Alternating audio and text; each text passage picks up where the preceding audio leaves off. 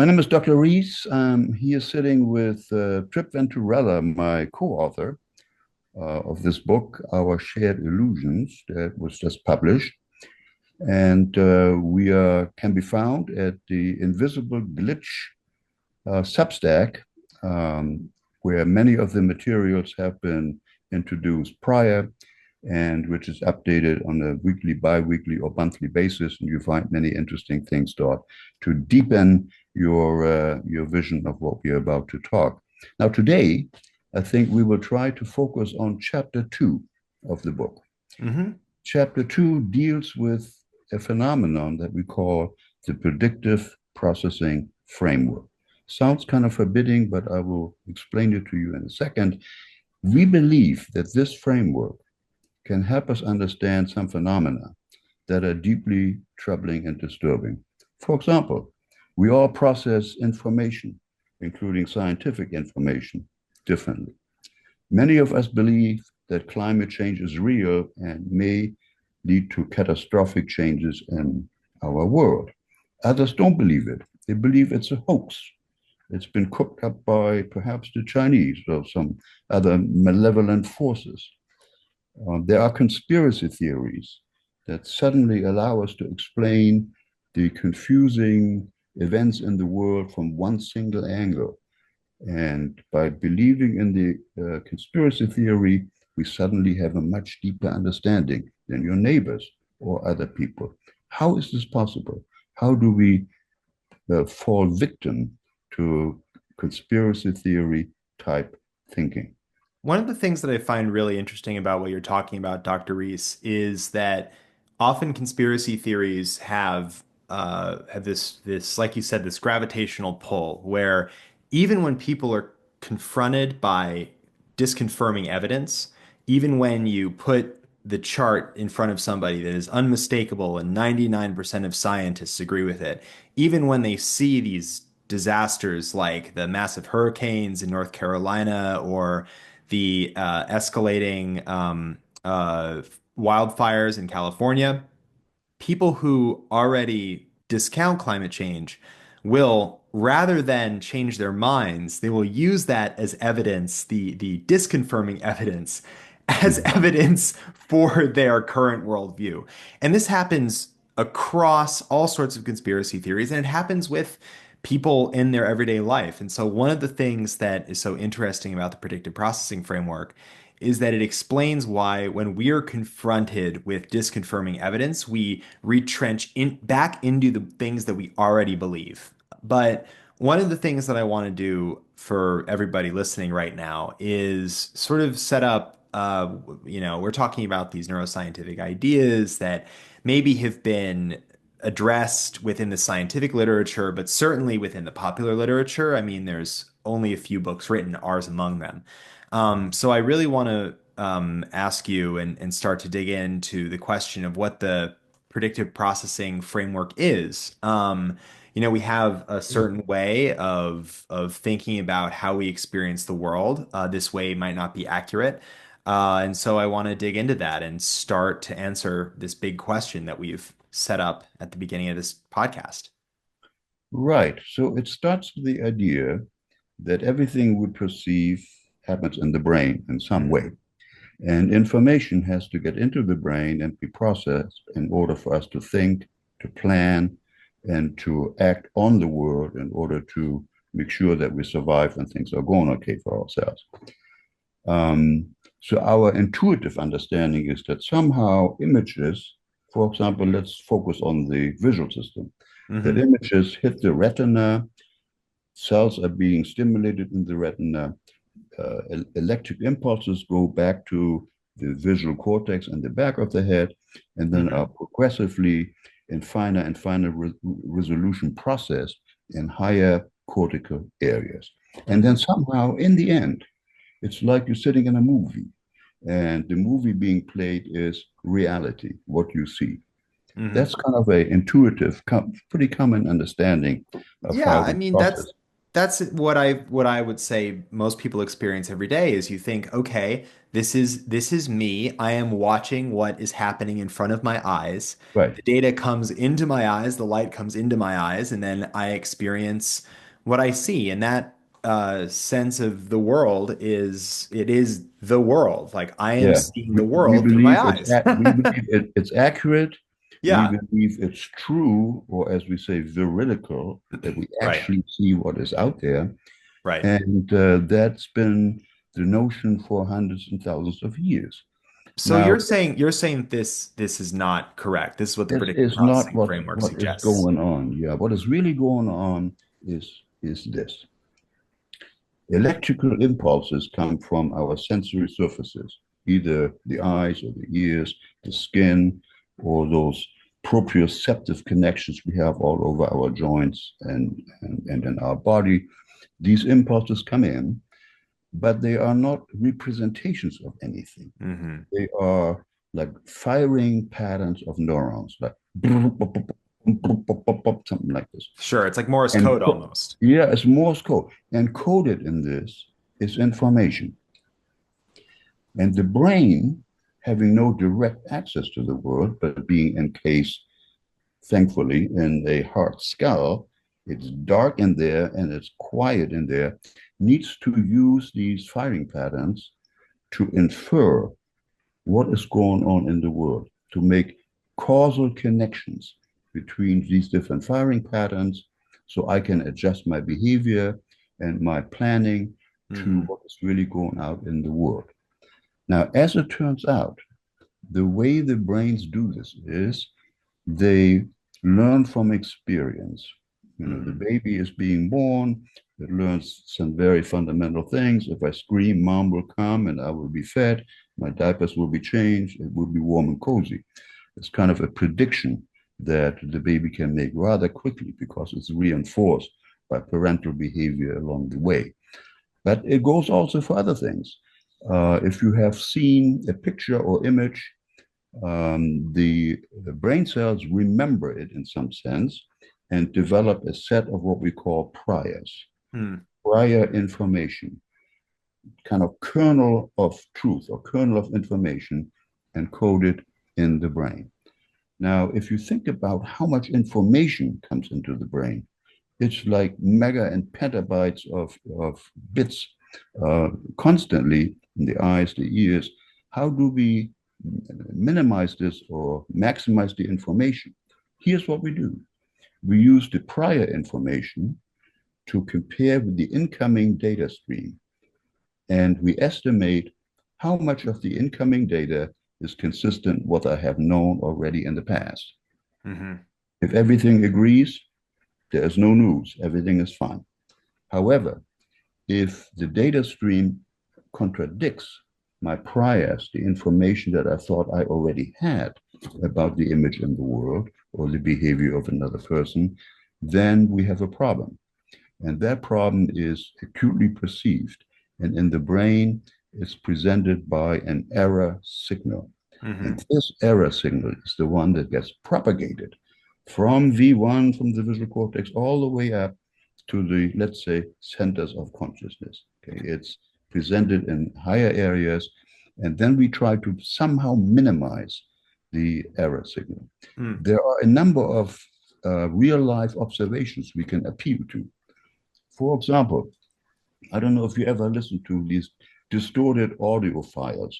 We have a brief sentence of speech, and the Hmm. sine wave is superimposed, and you hear something like, "In a lot of wonderful circuit," and you don't understand it. But if you hear it again, it's a lot of fun to go to the circus. Hmm. Okay. But there's a funny story here, and this actually reminds me of something. When I was maybe, I don't know, 15 or 16, maybe Uh, even younger, and I listened to Iron Man by Black Sabbath the first time, right? At the very beginning of Iron Man, they have Ozzy singing in this distorted voice, I am Iron Man, exactly. right? Yeah, exactly. Yeah. And the first couple times I listened to that, I couldn't make out any words because I didn't know the song. I didn't have the lyrics in front of me. I'd never Mhm. listened to this track before. And then after maybe listening to it, 4 or 5 times during my high school cross country workouts, I Yeah, realized that he was saying at the beginning of that song, "I am Iron Man." So as beforehand, it just sounded like maybe metallic sounds, or it yeah, almost sounded like a high-powered drill or something. yeah, When I realized that he was saying, "I am Iron Man," I was yeah. able to make it out. And now every time I listen to that song, and I cannot help but hear his voice. You hear My, very, very clearly, despite the yes, distortions. You listen right through the distortions, yes, through the yes. text, so to speak. So, Right. so in this case, what's happening is that I had listened to the song the first couple of times, and then my prior had updated, right? Okay. Information had updated, and now every time I hear that song, what I'm Mhm. maybe really hearing isn't necessarily the song itself, but the prior, and that prior sets my expectation for how I process the incoming information. Right. So you can disregard the sensory information, the distorted sensory file, and Hmm. appeal to your priors. And you hear his voice very clearly saying, "I'm Iron Man." And Hmm. all the noise is being eliminated because your brain has decided that's not the real thing. Hmm. Right. So this is and this is happening not necessarily in consciousness. There's no way that I can consciously flip these switches or manipulate what's going on. It's totally automated. Hmm. It's a circuitry in the brain that's on all different, we say the hierarchy of the cortex. Every single layer uses the same principle of comparing the Hmm. prior you have learned with the incoming data. Hmm. There's Now, another example. In the past, when I was on right. call as a physician, we had beepers, Hmm. pages, you know, and sometimes the pages would be set to vibrate in the movie theater, for example. And more often than not, that damn pager would go off and vibrate, but there was nothing there. It didn't really vibrate. However, my proprioceptive system was so sensitively attuned to the possibility of receiving a page that my priors just kicked in and produced it for me without really any incoming data. Hmm. So it's similar to when you have a ghost phone syndrome, right? You don't actually have your cell phone on you, but still you feel a vibration in your pocket as if you did. Right, And so the implication with the predictive processing framework is that I may be experiencing some other, maybe the fabric of my pocket is rubbing against my leg a certain way. But I'm right, so attuned to getting a cell phone vibration, or in your case, back in, 1995, getting a pager vibration, that right, when you right. have that when you have that sense, your brain is going, it's the pager, it's the pager, it's the cell phone, it's the cell phone. Yeah, yeah. I had a similar experience way back in time. I played the violin Sure. in an orchestra. And you know, the violin is a funny instrument. The higher you go up on the string, the smaller the distances become Hmm. that are different in pitch. Yes. It becomes really like micromanagement of your finger placement on the high E string. So I remember instances in the orchestra where I went up on high on the E string to match my colleagues playing the same note, and my finger did something I did not plan or intend. Let me move a little higher to Hmm. get the right pitch. Hmm. And I was always wondered about that. I never found an explanation for that phenomenon that really struck me. And the explanation is that I had a proprioceptive prior for that particular position on the fingerboard corresponding to that note. Hmm. Didn't happen only once, it happened multiple times, and it was a kind of like an eerie kind of thing. Hmm. Something was controlling my finger, Hmm. but it wasn't me consciously. It Hmm. was a set of circuitry that had been primed. Remember the position on the fingerboard for this particular note. Hmm. It's interesting how we've gone through all of these different. We've gone through hearing, we've gone through physical sensations, we've gone even through movement, And all of these, we can see the way that the predictive processing framework dictates what we're seeing. It's almost like we're in a virtual reality, right? And only Yes, seeing what we yes, expect. And so, yes. speaking of virtual reality, I know that there was a point that you really wanted to get to here, which is the rotating mask illusion. We talk a little bit about this in the book. We'll drop a link in the show notes here, but I want you to talk about that because I think that it's a particularly dramatic example of our priors overriding or dictating what we see. Yes, this is a stunning phenomenon. Imagine you have a mask and you rotate it. The light is coming somehow from above, and you look at the rotating mask. And as it rotates, you should be seeing at a certain time frame the interior of the mask and the concavity of the mask. But right as it turns into the concavity presentation, it flips on you and you see the convex face looking at you. You never get to see the concavity given certain lighting conditions. Hmm. And it's kind of the collision of a prior expectations, namely faces don't have concavities. They always stick Hmm. out. The nose is coming at you, and the nose doesn't go inward.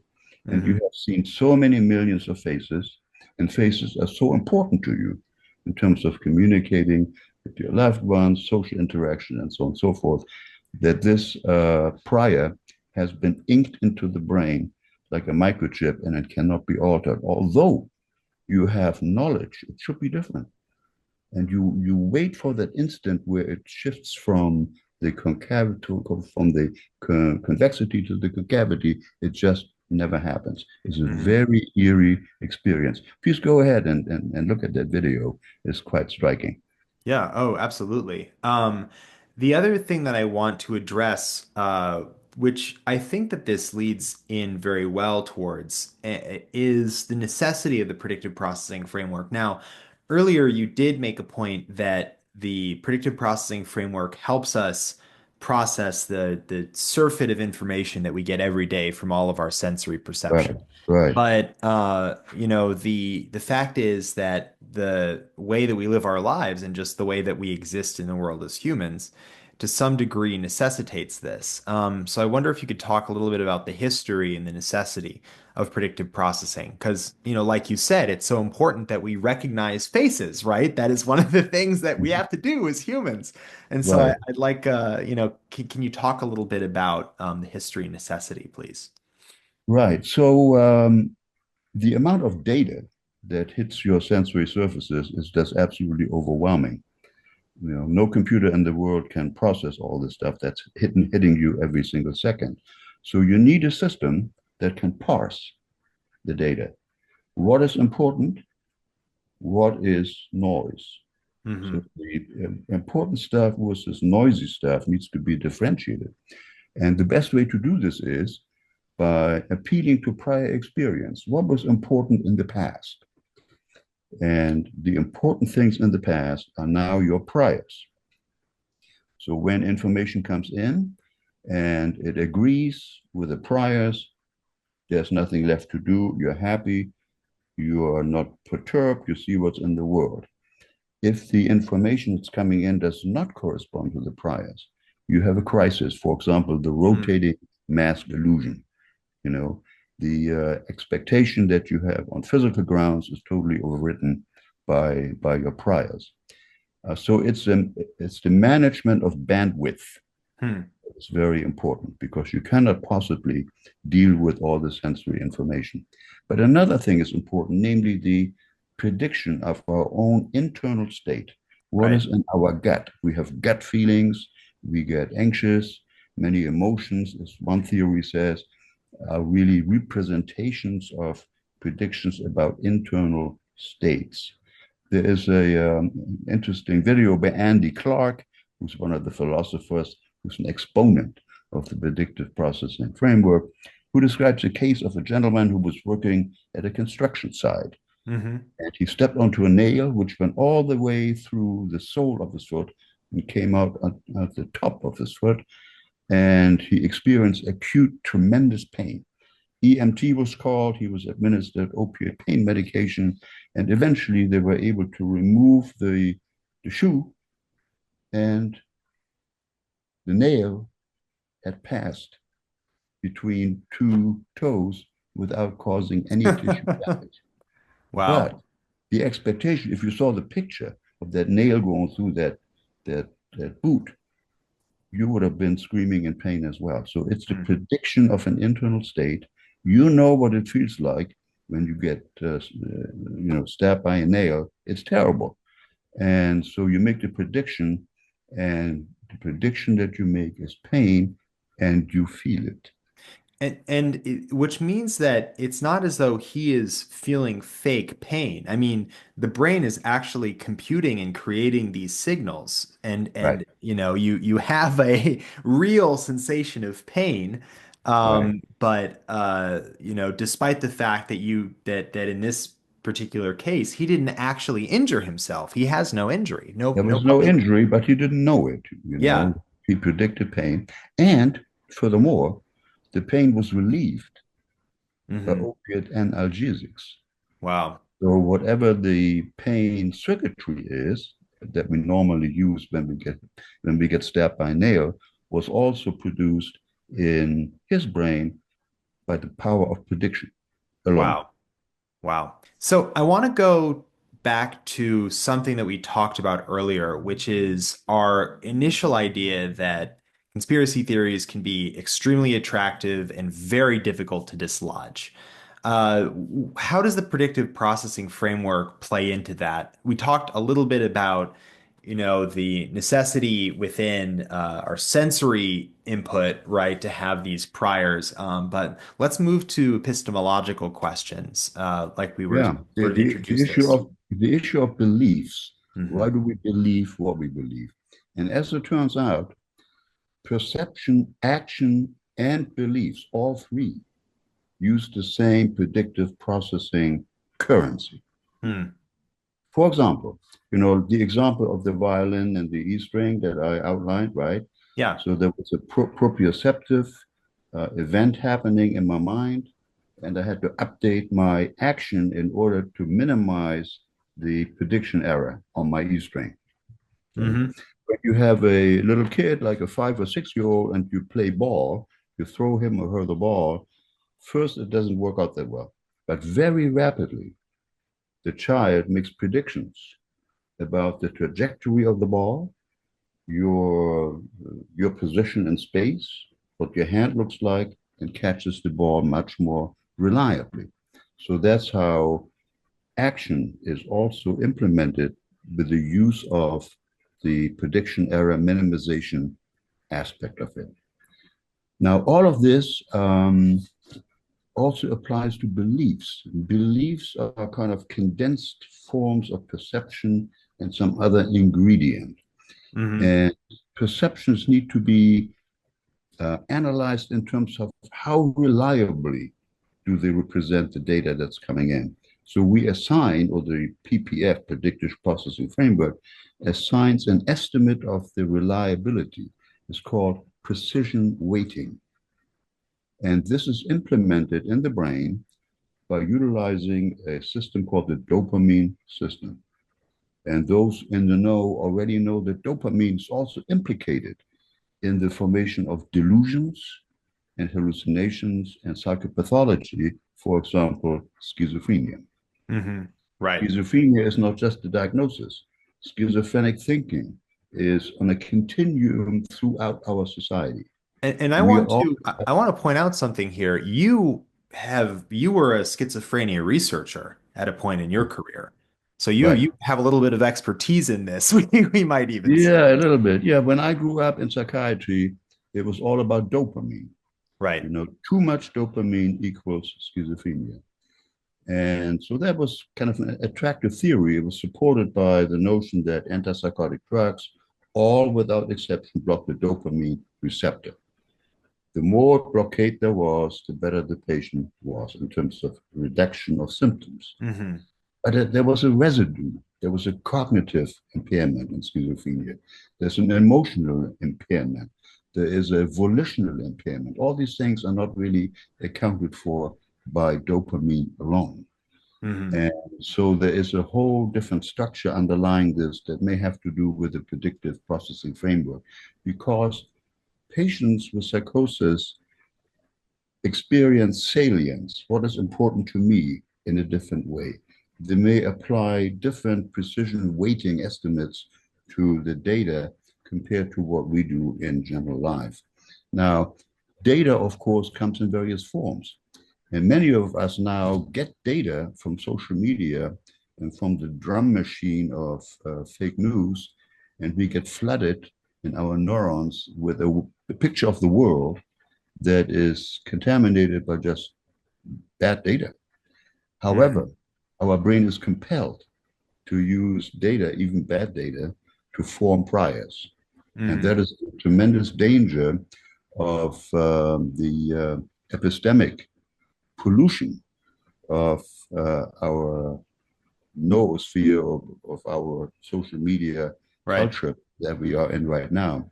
Right. And it's very difficult to counteract that because, data is very powerful.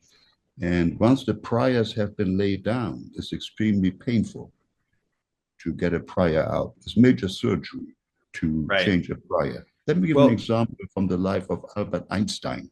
right. You Yeah, this is a know, good so example, I Einstein think. Einstein developed this theory of general relativity, where he predicted that what gravity is not really a force, but a distortion in space-time induced by heavy bodies in space. All right. Hmm. But he had a belief that he had inherited from his priors that the world was stable and unchanging. And so that cannot be because everything attracts everything else and the whole thing would collapse. So he introduced a term, the so-called cosmological constant, that Hmm. kept things at bay and everything was nice and stable. Then he came to Pasadena and in America and learned about the work of an astronomer there who showed that the world is expanding, that galaxies far away from us are moving with ever faster speed away from us. So he didn't need that constant anymore. And he could now throw out his preconceived prior of the stable universe for one that's expanding at a rapid rate. His equations still hold, but he needed to correct the underlying core Hmm. belief that he had And about his what's experience. so interesting about this is that Einstein had, and this is very well documented and certainly is well known across pop culture, right? Is that he really had a difficult time accepting not only the discarding the cosmological constant, but accepting string theory, accepting things like the existence of black holes. I mean, it was an emotional event for him. Obviously Einstein, the great scientist, you think of him as being a perfectly rational person, but when he was confronted with these things that disproved or were in conflict with some of his Yeah, ideas, he had a very emotional reaction to this. And this is how we yeah. react when You we know, encounter there's a very discrediting interesting ideas. story. When his theory came out in 1915, Hmm. um, a physicist by the name of Schwarzschild, who was involved in World War One at the Prussian front, calculating trajectories of artillery, he got a copy of Einstein's paper on general relativity, and Hmm. he found a solution to these equations that are so complicated, pages and pages. He assumed that there was a place in space with very high gravity, and he showed that the gravity would ever increase and it would result in something that he called a black hole. He sent his write up to Einstein, and Einstein said, well, your math is impeccable, but I just cannot believe it, so your physics must be wrong. Hmm. Right. Right. So a very rational man, so wedded to his notion of how things are at the core that it was difficult for him to change his opinion. Mhm. And now we've talked about the way that a person with schizophrenia might be impact, or the person's with schizophrenia has a relationship to the predictive processing framework, and Einstein, who's this well-known genius, has a relationship.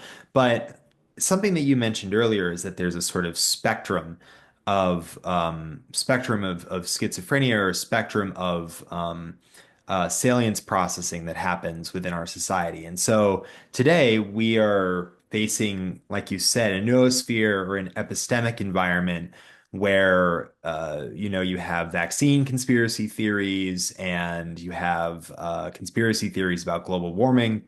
Millions of people believe these, and millions of people, no matter how much data you show them saying that their ideas are discredited, are going to say, well, I don't believe that data, or, well, this data actually confirms what I already believe. So Right. I would wonder if you could talk a little bit about what that means in the context of predictive processing and how that happens. Well, the way it happens is that information has to be processed in this predictive processing framework, we believe. Hmm. We acquire beliefs and images of the world through this particular brain network and framework. And once you have established your priors, which you must do in order to make sense of the world, it's not something you can escape. We all have to do it. But in order to retain flexibility, updating your priors according to new information is the trick. And Hmm. this updating of priors is a faulty mechanism. Not all of us are good at it. Einstein wasn't that good at it. And we are not that good at it either, because we are influenced by many sources, by the faulty nature or the misinformation that the priors were based on, and also by things like tribal affiliation and so on and so forth, Hmm. which make it very difficult to critically examine your own priors given incoming data. You can Hmm. always discount incoming data by invoking a conspiracy theory. Hmm. And suddenly, all the errors that you had to process in the past are all gone with one nice conspiracy theory. It's a relief to the system. You can now relax. You have it figured out, and by figuring it out, you have joined a tribal community of similar persuasion, and you feel good. Hmm. That's the danger. And it's also interesting that the brain establishes priors, but there's no guarantee that the priors that it establishes necessarily reflect reality as it quote unquote really is, right? I mean, science is it can be very difficult and very counterintuitive Yeah. for to adopt some of the beliefs that science asks us to. And so, in the same way that people in the Middle Ages, right, looked up at the Mhm. stars and they saw a sphere, right, punctured, and the Earth at the Yeah, center of the that's what it universe, looks like, doesn't etc. it? It looks Yeah, like it a really it sphere really does look like with that, little right? holes and there are stars in the back. And Yeah. Yes. that's what it Yes. looks like. Yeah. So to eliminate that picture and put a man on the moon and have an expanding universe, it's an immense amount of tension that you Hmm. need to overcome, Right. and an updating of your priors according to data. And our culture is very slow Hmm. updating our priors. Yeah. There are many stories in medicine, for example. There was a famous surgeon, Semmelweis, who worked on OB wards back in the pre-World War One days, and he noticed that when physicians washed their hands between attending women giving birth, the infection rate was much lower. Wow. So he wrote that up and Yeah. published it, Right. and he was ridiculed. And surgeons said, nah, I've always done it this way, and it's totally unnecessary. There's no proof of this. Despite the data clearly showing that if you wash your Hmm. hands thoroughly, your infection complications were much lower. So Wow. medicine is really bad in updating priors. Hmm. So it's everywhere. It's not just in you and I, it's in science, it's in medicine. It's an ongoing challenge to cultivate the flexibility of our brain to do that dance between priors and updating priors with incoming data. Wow. Well, I think that that is an excellent place to put Yeah. a period on our conversation. Thank you so Yes. much for Okay. chatting. I Thank appreciate you you. coming on. Okay. All right. Until next time. Yeah. Until next time. All Okay. right. Okay. Bye. Bye.